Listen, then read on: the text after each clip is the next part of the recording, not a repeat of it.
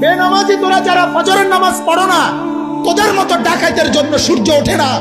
সূর্য ওঠে আমার ওই মাসুম বাচ্চাদের জন্য। যেদিন তাহাজ্জুদ বন্ধ হবে, যেদিন জিকির বন্ধ হবে, যেদিন কোরআন তেলাওয়াত বন্ধ হবে, যেদিন মাদ্রাসার এই দরস বন্ধ হবে, যেদিন এই 8-10 বছরের মাসুম বাচ্চাদের রাতের 4টা বাজে কোরআন তিলাওয়াতের হেফজোখানার আওয়াজ বন্ধ হয়ে যাবে, আল্লাহর কসম সেদিন আর সূর্য উঠবে না, চাঁদ উঠবে না।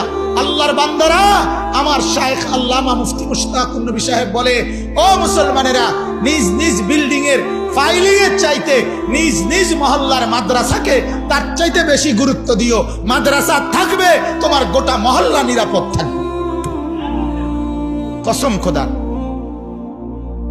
কারণ আমরা যখন গোটা মহল্লাবাসী ঘুমাই, মাদ্রাসার তালেবে ইলম রাতের 4টা বাজে ঠান্ডা শীত আর কুয়াশার মধ্যে 8-10 বছরের ছোট্ট মাসুম বাচ্চা বছরের 12 মাস আল্লাহকে সেজদা করে তাহাজ্জুদ পড়ে এই কোরআন নিয়া ছোট্ট মাসুম বাচ্চা হাফেজ সাহেবের কাছে সবক শুনাইতে বসে।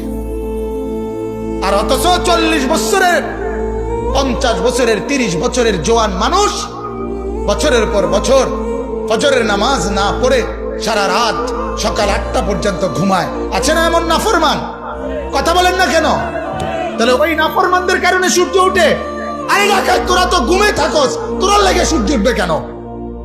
হাদিসে আছে, আল্লাহর নবী সাল্লাল্লাহু আলাইহি সাল্লাম বলেন, জমিনে যেখানেই নাফরমানি হয়, ওই জমিন ওই মাটি আল্লাহকে বলে, আল্লাহ মালিক, আমারে শুধু আমার বিছানাটা একটু পাল্টাইতে দাও।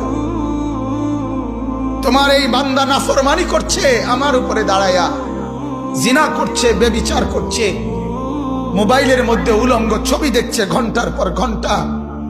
মাওলা, আমি জমিনের আর সহ্য হয় না, আমারে শুধু একটু অনুমতি দাও আল্লাহ, আমি একটা উল্টানি দেই, আমি শুধু একটা উল্টানি দেই।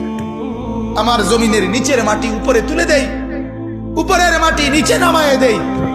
ফাজআলনা আলিয়াহা সাফিলাহা, নিচের গুলো উপরে তুলে দেব, উপরের গুলো নিচে নামায়ে ফেলবো, আর তোমার ওই নাফরমান কো ডুবায় লাবো, ধসে ফেলবো।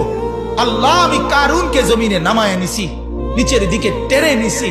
আল্লাহ, আমি কওমে লূতকে পুরা বস্তি, পুরা মহল্লা, পুরা এলাকা, তাদের চতুষ্পদ জন্তু জানোয়ার, তাদের ঘর বাড়ি, তাদের আসবাবপত্র, নারী পুরুষ কোলের বাচ্চা সহ আমি জমিন উল্টায়া দাফন করে দিছি।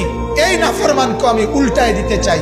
বিশ্বাস করেন, প্রত্যেকটা গুনার পরে জমিন এভাবে